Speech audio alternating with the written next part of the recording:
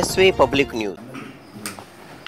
Honourable member national SC commission గౌరవనీయులు పెద్దలు Shri K Ramulu sir గారు మన బీహెచ్ఎల్కు మొట్టమొదటిసారిగా విచ్చేశారు. అఫీషియల్గా మేనేజ్మెంట్కు వచ్చిన తరుణంలో ఇక్కడ ఉన్నటువంటి ఎస్సీ అసోసియేషన్ రిక్వెస్ట్ మేరకు అంబేద్కర్ భవన్లో పబ్లిక్ మీటింగ్, ఎస్సీ అసోసియేషన్ తరఫున పబ్లిక్ మీటింగ్ కూడా ఏర్పాటు చేయడం జరిగింది. ఉద్యోగుల సమస్యలు కూడా తీసుకోవడం జరిగింది. అసోసియేషన్ తరఫున మెమోరాండం కూడా స్వీకరించడం జరిగింది. మీడియా వాళ్ళతో ఇంటర్వ్యూ కోసం బీహెచ్ఎల్లోని గెస్ట్ హౌస్లో వచ్చారు. అలాగే జంగం గోపి సార్ గారు కూడా వారితో పాటు కూడా సమావేశంలో పాల్గొంటున్నారు. పటాన్చెరు బీహెచ్ఎల్ ఎంప్లాయీస్ ఇచ్చిన రిప్రజెంటేషన్ ఆధారంగా తీసుకొని బీహెచ్ఎల్లో రివ్యూ మీటింగ్కు రావడం జరిగింది. ఈ రివ్యూ మీటింగ్ కంటే ముందు మన తెలంగాణ రాష్ట్రంలో దళితులు, బడుగు బలైన వర్గాలు, ఎస్టీలు ఎదుర్కొంటున్న సమస్యలు నా దృష్టికి చాలా రావడం జరిగింది. ముఖ్యంగా తెలంగాణ లోపల దళితులకు కేటాయించిన ఏదైతే అసైన్మెంట్ భూములు ఉన్నావో గతంలో 77లో అప్పుడున్న కేంద్ర ప్రభుత్వంలో కాంగ్రెస్ ప్రభుత్వము గరీబీ హటావో అనే స్లోగన్ తోటి దళితులకు జీవనోపాధి కొరకై వ్యవసాయంతో వారి యొక్క అభివృద్ధి చెందుతున్న ఆలోచనతోటి 2 ఎకరాలు, 3 ఎకరాలు, 4 ఎకరాలు డబ్బు కొట్టేటోళ్లకు, తర్వాత ఊరిలో గ్రామ సేవకులకు ఈ విధంగా దళితులకు భూమి ఇవ్వడం జరిగింది. అసైన్మెంట్ భూమి, వేలాది ఎకరాల భూములు కూడా ఇవ్వడం జరిగింది. కానీ ఇచ్చారు భూమి, కానీ గుట్టలు, చెట్లు, రౌతులతోటి దళితులు ఆర్థికంగా ఇబ్బందులతో ఉండి దాన్ని సాగు చేసుకోపోకుండా వారి ఆధీనంలో ఉన్న భూములు కూడా చాలా ఉన్నాయి. కొంత మట్టుకు సాగు చేసుకుంటున్నారు, అక్కడక్కడ వ్యవసాయం నడిపించారు, జీవనోపాధిని కల్పిస్తారు. కానీ ఆంధ్ర, తెలంగాణ లోపల ఈ యొక్క అసైన్మెంట్ల భూములను ప్రభుత్వాలు తిరిగి లాక్కొని వారికి నష్టపరిహారం ఇవ్వకుండా కూడా భూములను చాలా మట్టుకు లాక్కొని ప్రైవేటు వ్యక్తులకు కూడా విక్రయించి లక్షలాది డబ్బులను దళితుల నోరు కొట్టి, బడుగు బలైన నోరు కొట్టి ఈ భూములను తీసుకుంటూ అయితే ఎస్సీ కమిషన్ దృష్టికి కూడా రావడం జరిగింది. తర్వాత ఈ యొక్క సంగారెడ్డిలో ఈ మధ్యనే దళితులకు ఇచ్చిన భూమి వాళ్ళు రైల్వే కోచ్కు అమ్మడం జరిగింది. రైల్వే కోచ్కి ఇచ్చిన భూమి దళితులకు వాళ్ళకు కంపెన్సేషన్ ఇవ్వకుండా వాళ్ళకి ఇప్పటికి ఇబ్బందులు పెడుతున్నారు. ఆ గ్రామము కొల్లూరు గ్రామం, సంగారెడ్డికి సంబంధించిన కొల్లూరు గ్రామం. వాళ్ళు కనీసం 3 నెలల నుండి ప్రత్యేకంగా ధర్నాలు చేస్తున్న ప్రభుత్వము కనీసం వాళ్ళ యొక్క సమస్యలను పరిష్కరించకుండా ఎలక్షన్లు ఉన్నాయి, ఎలక్షన్ కోడ్ అని చెప్పుకుంటా వాళ్ళ కాలయాపనం జరుగుతుంది. అది మా దృష్టికి రావడం జరిగింది. నేను చీఫ్ సెక్రటరీ తోటి కూడా, కలెక్టర్ తోటి కూడా మాట్లాడిన ఆ పరిష్కారం కాలేదు. చాలా మట్టుకు దళితుల భూములనే తీసుకొని డబుల్ బెడ్రూమ్లు కట్టడం కూడా ప్రారంభించారు.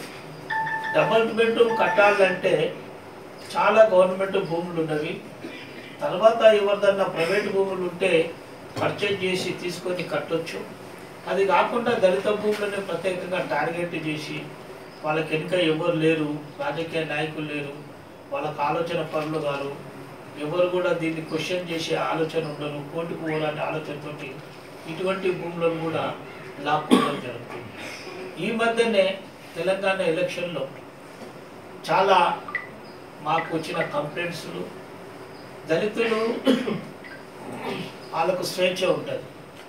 ఏ రాజకీయ పార్టీ కన్నా వాళ్ళు పని చేసుకోవచ్చు, వాళ్ళు ఓటు వేసుకోవచ్చు, వాళ్ళకి ఆ అధికారం ఉంది. బాబాసాహెబ్ కల్పించిన రాజ్యాంగపరమైన హక్కు, ఓటు వాళ్ళ స్వేచ్ఛతోటి వినియోగించుకుంటారు.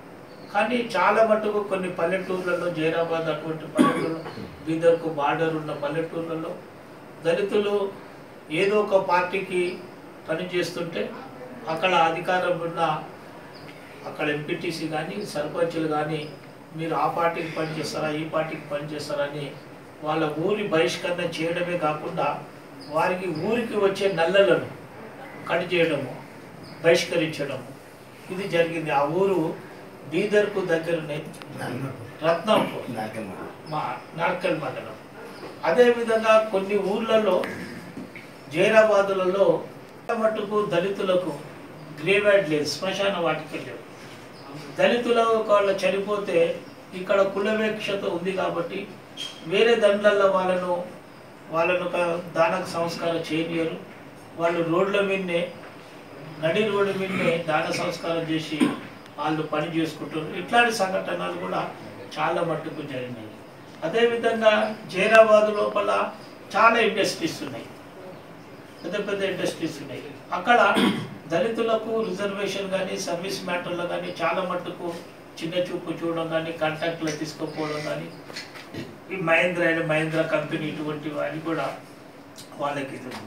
అదేవిధంగా జైరాబాద్లో చెరుకు ఫ్యాక్టరీ, చాలామంది దళిత రైతులు చెరుకుల మీద ఆధారపడి ఉన్నారు.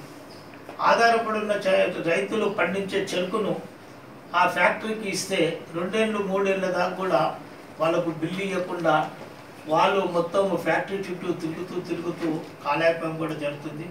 ఇట్లాంటి వ్యవస్థలు చాలా మట్టుకుంది. ఇది ప్రభుత్వం దృష్టికి రావాలి. కొంతమంది రాజకీయ దళాలు ఫ్యాక్టరీలతోటి గుమ్ముకై వాళ్ళతోటే కమిషన్లు తీసుకొని అక్కడున్న రైతులకు సంబంధించిన దళితులు కానీ బడుగు బలైన రైతులకు కూడా న్యాయం జరగడం లేదు. అదేవిధంగా రాష్ట్ర ప్రభుత్వంలో ఉన్న ఎడ్యుకేషన్, దళితులకు ముఖ్యంగా విద్యా విధానము డెవలప్మెంట్ కావాలి. చాలా గ్రామాలలో పాఠశాలలు సరి అయిన పరిస్థితుల్లో లేవు, హాస్టల్స్ లేవు, విద్యా విధానం లేదు. ప్రవీణ్ కుమార్ గారు వచ్చిన కాడికించి ఈ యొక్క గురుకుల్ ఒక విద్యా విధానం డెవలప్ అయ్యి కొంచెం అంతో ఎంతో ఇంగ్లీష్ మీడియంలో పిల్లలు మంచిగా చదువుకొని ఒక ఉన్నత స్థానానికి వస్తున్నారు. కానీ ఎడ్యుకేషన్ డిపార్ట్మెంట్కు సంబంధించిన మన యొక్క డిఓలు కానీ డిపార్ట్మెంట్ కానీ ఈ యొక్క స్కూల్స్లో రిజల్ట్ చాలా మటుకు తక్కువ వస్తున్నది. దీని మీద మా దృష్టికి రావడం జరిగింది. అక్కడ టీచర్స్ లేరు, ఉపాధ్యాయులు తక్కువ, అక్కడ స్కూళ్ళలో మరుగుదొడ్లు లేవు, అక్కడ హాస్టల్స్కు ఫెసిలిటీస్ లేవు. ఈ విధంగా చాలా మటుకు మా దృష్టికి రావడం జరిగింది. కానీ చాలా ఊర్లలో ఇప్పటికి కూడా, నేను జైరాబాద్ ఏరియాలో కొన్ని ఏరియాలో తిరిగినాను, దళిత ఊర్లకు రోడ్లు లేవు, అక్కడ వారికి మురుగుదొడ్లకు సరైన వ్యవస్థ లేదు, అక్కడ వాటర్ సప్లై లేదు. ఈ యొక్క సంగారెడ్డి ప్రాంతంలో అక్కడ కూడా లేదు, మెదక్లో లేదు, జైరాబాద్లో లేదు, సిద్దిపేటలో లేదు. ఇంకా స్వతంత్రం వచ్చి 70 సంవత్సరాలు జరుగుతున్నా, 73 సంవత్సరాలు జరుగుతున్నా వాళ్ళకు సరి అయిన సౌకర్యాలు ఇంకా కల్పించలేకపోవడానికి కమిషన్ దృష్టికి ఇవన్నీ రావడం జరిగింది. ఇప్పుడు వచ్చే కొత్త ప్రభుత్వం అయినా కనీసము ఎక్కడెక్కడైతే ఎస్సీ సప్లాన్ అమౌంట్ వేరే డబ్బు ఖర్చు పెట్టవలసిన అవసరం లేదు, ఎమ్మెల్యేది ఎంపీలది అవసరం లేదు.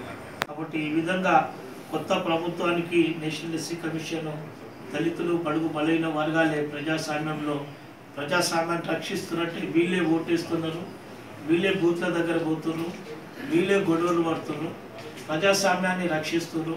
మిగతా వాళ్ళందరూ కూడా ప్రజాస్వామ్యానికి ఓటు వేయకుండా వాళ్ళు అధికారంలో వచ్చిన వ్యక్తులు అధికారాన్ని ఉపయోగించుకుంటారు తప్ప ఓటేసిన దళితులు బడుగబలిన వర్గాలకు ఏమి న్యాయం జరగలేదు అనే విషయాన్ని మా దృష్టికి రావడం.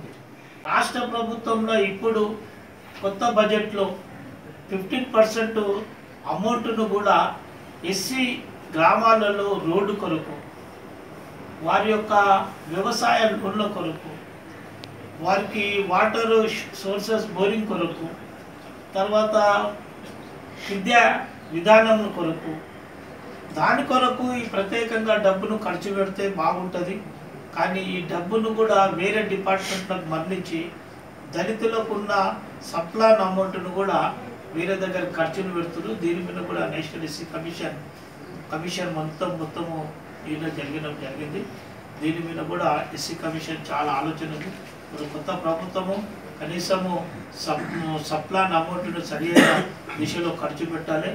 తర్వాత ఎక్కడైతే డబుల్ బెడ్రూమ్ నిర్మాణం జరుగుతున్నదో రాజ్యాంగ పరంగా మనకు రావాల్సినది 15% ఎస్సీ, 7% డబుల్ బెడ్రూమ్లో ఎస్సీలకు కూడా వాళ్ళ యొక్క రిజర్వేషన్ నిష్పత్తి ప్రకారంగా డబుల్ బెడ్రూమ్లను కూడా కేటాయించాలి. ఇది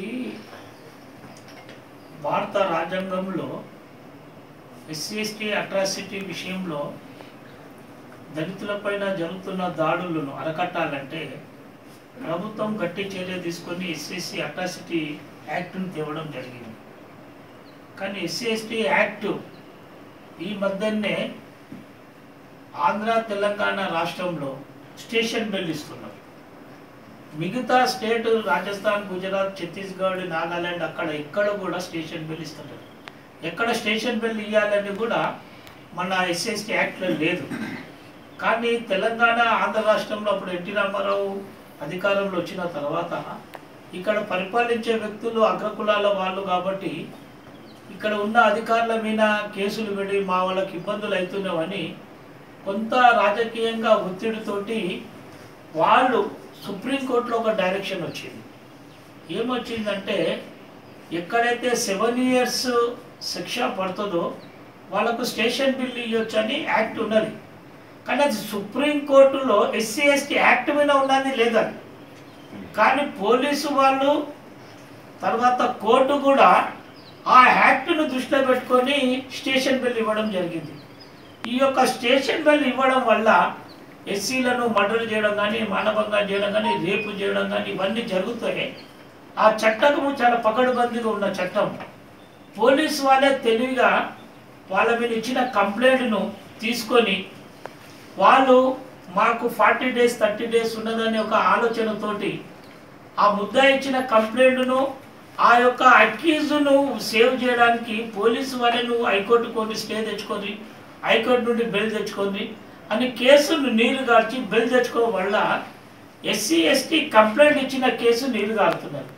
దీని మీద సుప్రీంకోర్టు కూడా రీసెంట్లీ ఎన్నైతే కేసులు ఉన్నావో ఇమ్మీడియట్లీ అది క్లోజ్ చేయండి, దానికి కేసు తీసుకొని యాక్టివ్ చేయాలని అది ఒక మన యొక్క పీపీ వాళ్ళకు కూడా ఆర్డర్ ఇవ్వడం జరిగింది. అంటే దీని అర్థం ఏంటంటే పోలీసు వాళ్ళు కూడా ఎస్సీ ఎస్టీ కంప్లైంట్ ఇచ్చినప్పుడు అప్పుడు సిఏ గారు టేకప్ చేస్తారు. ఇప్పుడు కొంత సుప్రీంకోర్టు ఏసీపీకి డిఎస్పీకి ఇవ్వడం జరిగింది. ఈ డిఎస్పీకి ఏసీపీ కాలయాపం జరుగుతుంది 40 రోజుల. ఆ యొక్క కంప్లైంట్ ఇచ్చిన వాళ్ళని కాంప్రమైజ్ చేయడమో, భయభ్రాంతులు పెట్టడమో, ఏదో రకంగా వాళ్ళను లొంగపరుచుకొని కేసు నీరు గారుస్తున్నారు. కాబట్టి ఇప్పుడు సుప్రీంకోర్టు కూడా ఉన్న పార్లమెంట్లో కూడా బిల్లు ఒకటి అమెండ్మెంట్ జరిగింది. నరేంద్ర మోడీ గవర్నమెంట్ ఏది ఉన్నా ఎక్కడున్నా ఇమ్మీడియట్లీ కేసు అయితే ఇమ్మీడియట్లీ అరెస్ట్ చేయాలి. ఈ మధ్యన ఒక జియో ఉంది, సర్వీస్లో ఉన్న బిహెచ్ఎల్ లాంటి కానీ సెంట్రల్ గవర్నమెంట్ కానీ అక్కడ ఉన్న ఎవరైనా ఎంప్లాయీ ఎస్సీ ఎస్టీ కేసులో ఉంటే సుపీరియర్ వాళ్ళతోటి పర్మిషన్ తీసుకొని చేయాలన్నట్టు కూడా ఒక డైరెక్షన్ ఉంది. దీని మీద కూడా సుప్రీంకోర్టు ఉంది. కానీ పోలీసు వాళ్ళు కూడా ఎస్సీ ఎస్టీ కేసులు దాన్ని నీరు కాస్తున్నారు. చిన్న ఉదాహరణ, మన ఒక సమ్లాన్ ఖాన్ ఒక జింక నేటాడినందుకు అతని మీద చాలా కోర్టులో ఉన్న అడ్వకేట్లు కానీ, సాక్ష్యాధారులు కానీ, పోలీసు వాళ్ళు పకడ్బందీగా అతని కేసు పడేటట్టు ప్రయత్నం చేశారు. ఒక మామూలు జింక ఇక్కడ దళితులను వ్యక్తులను మర్డర్ చేసినా, రేపు చేసినా, మానభంగాలు చేసినా పోలీసులు సాక్ష్యం సరిగా పెట్టకుండా, విట్నెస్లను సరిగా పెట్టకుండా ఎన్ని 100కు 1-2 కేసులు కూడా అయితలేదు. కానీ 100% ఉన్న సల్మా ఖాన్ కేసును పట్టుకొని పేరు తెచ్చుకుంటారు. కానీ దళితుల కేసులలో దేశంలో ఎక్కడ కూడా ఇది చేస్తలేరు. ఈ ఎస్సీ ఎస్టీ కేసులు నీరు గారుస్తున్నారు. పోలీసు వాళ్ళు ముఖ్యంగా దీని మీద పోలీసు వాళ్ళదే ఎక్కువ దీని మీద వాళ్ళ యొక్క నిర్లక్ష్యం వల్లనే జరుగుతుంది. ఇట్లా నిర్లక్ష్యం అయితే నీరు గారుస్తున్నారు కాబట్టి మీరు దానికి సంబంధించి ఎటువంటి యాక్షన్ తీసుకుంటారు? మీరు ఢిల్లీలో నేషనల్ ఎస్సీ కమిషన్ మొత్తం పూర్తి కమిటీ కూర్చొని రాష్ట్ర ప్రభుత్వాలకు అన్ని రాష్ట్ర ప్రభుత్వాలను డీజీను, చీఫ్ సెక్రటరీని, ప్రిన్సిపల్ సెక్రటరీని లోకల్ ఉన్న క్యాపిటల్ సిటీ ఉన్న కమిషనర్ను కూడా పిలిచి ఏదైతే ఎస్సీ ఎస్టీ కేసును మీరు తప్పుదో పడకుండా వాళ్ళకి డైరెక్షన్ ఇవ్వాలని ఈ మధ్యనే మేము రాష్ట్రపతితోటి కూడా మాట్లాడినాము. రాష్ట్రపతి హైదరాబాద్కు రేపు వస్తున్నారు, వారితో కూడా మా కమిషన్ కలుస్తుంది. దీనిపైన ఎస్సీ ఎస్టీ కేసు నీరు గార్చకుండా పార్లమెంటులో కూడా ఒక బిల్లు ఈ మధ్యనే పెట్టారు తావర్చంద్ గైరత్ గారు. కానీ ఎంత ప్రభుత్వం పెట్టినా చేయవలసింది అధికారులు, కింది స్థాయి కలెక్టర్లే. ఇంకొకటి ఎస్సీ ఎస్టీ కేసులలో తెలంగాణ రాష్ట్రంలో కలెక్టర్ రెవెన్యూకు కంపన్సేషన్ ఇస్తలేరు. కేసులు అవుతున్నాయి, బుక్ అవుతుంది, వాళ్ళకు 50%, 25%, రేప్ కేసుకు 100%, మర్డర్ కేసుకు ఇవ్వాల్సిన డబ్బులు ఈ కలెక్టర్లతో కూడా జాప్యం జరుగుతుంది. ఈ యొక్క కంపన్సేషన్ గ్రౌండ్స్లో డబ్బు ఇస్తే కేసు స్ట్రాంగ్ అవుతుంది. వాళ్ళ డబ్బు ఇవ్వకుంటే కేసు నిలకడ ఉండదు. అంటే గవర్నమెంటే దీన్ని ఒప్పుకున్నట్టు. కాబట్టి దీని మీద కూడా నేషనల్ కమిషన్ కూడా గట్టి చర్య తీసుకుంది. పర్యటన చేశాను. ప్రతి గ్రామము తిరిగినప్పుడు ఈ 70 సంవత్సరాల స్వతంత్రం అక్కడ ఇంకా రాలేదన్నట్టు. దళితులకు శ్మశాన వాటిక అనేది 90% గ్రామాలకు లేదు. అన్న చెప్పినట్టు కొన్ని గ్రామాలు 90% గ్రామాలకు లేదు. ఆ రోడ్ల నుంచి పక్కన కొంచెం గ్రామం లోపల స్థానం ఉంటే అక్కడ ఏదో కాల్చివేయడం, లేదంటే వాళ్ళ సొంత తోటలలో, మరియు వాళ్ళకి ఇష్టం వచ్చిన పార్టీకి ఓటేయడానికి కూడా లేదు. వాళ్ళకు పైన ఎక్కడో కనెక్షన్ ఉంటుంది నీళ్ళు, వీళ్ళు చెప్పిన వాళ్ళకి ఓటేస్తే అక్కడ కనెక్షన్ ఓపెన్ ఉంటుంది, లేదంటే అట్లా క్లోజ్ ఉంటుంది. మేము కొన్ని సంఘటనలు కమిషన్కు కంప్లైంట్ కూడా చేశాము. కమిషన్ ఒక గ్రామం కూడా విజిట్ చేస్తే దారుణమైన పరిస్థితికి వాళ్ళ కళ్ళతోనే చూశారు. అది జరిగింది. అదే కాకుండా ఎంతో ఎడ్యుకేషన్ ఉంది, మా వాళ్ళు చదువుకున్నారు అక్కడ. కానీ అక్కడ ఉన్న ఇండస్ట్రీలో ఎవ్వరూ మా వాళ్ళకు ఉద్యోగులు పెట్టలేదు. మా వాళ్ళకే కాదు, స్థానికులు ఎవరికి కూడా ఇవ్వట్లేదు. ఎందుకు అని చూస్తే ఇంతవరకు పరిపాలించిన ఏ నేత కూడా ఇలా ఉద్యోగాలు ఇద్దామన్న ఆలోచనలో పోలేదు. ఎందుకు వాళ్ళ నుంచి ఎక్కడో లోపాయికార ఒప్పందమో ఏంటో నేను కమిషన్ దృష్టికి అయితే తీసుకుపోయాను. అన్ని విషయాలు, ఇది చెరుకు రైతుల విషయం కానీ చాలామంది ఆత్మహత్యలు చేసుకున్నారు. మా దళిత రైతులు ఉండేది 1 ఎకరం, దాంట్లో పండేది ఎంతో. 2 సంవత్సరాల నుంచి వాళ్ళకు డబ్బులు ఇవ్వదు. చెరుకు తీసుకొని వెళ్ళిపోయినా డబ్బులు ఇవ్వదు. ఇది ఉద్యోగాలు లేకపోవడం, వీటన్నిటినీ మా నియోజకవర్గంలో నేను స్పెషల్ రిక్వెస్ట్ కూడా చేశాను. కమిషన్ అంత మొత్తం బృందం విజిట్ చేయమని అడిగాను. నెక్స్ట్ మంత్ డేట్ ఇస్తామని చెప్పారు. అలాగే నేను ట్రైబల్ కమిషన్ కూడా అడిగాను. మీరు కంబైన్డ్ విజిట్ ఒకటిసారి చేస్తే వాళ్ళకు ఉన్నటువంటి లోటుపాట్లు నేను అన్నీ తయారు చేసి పెట్టాను, డాక్యుమెంటరీ రెడీ చేసి పెట్టాను. ఆ డాక్యుమెంటరీ వాళ్ళకు చూపించి ఒక కమిషన్, ఈ కమిషన్ ఆ కమిషన్ తిప్పి ఈ స్వాతంత్రం తర్వాత ఎందుకు డెవలప్ కాలేదు, ఓన్లీ దళితులు మరియు ట్రైబల్ ఉన్న ఏరియాలు మాత్రమే అని వాళ్ళకు ఒకసారి చూపించి డెవలప్మెంట్ చేయడానికని నేను రిక్వెస్ట్ చేశాను. నెక్స్ట్ మంత్ వాళ్ళు విజిట్ చేస్తామని అష్యూరెన్స్ ఇచ్చాను. దయచేసి సబ్స్క్రైబ్ చేయండి.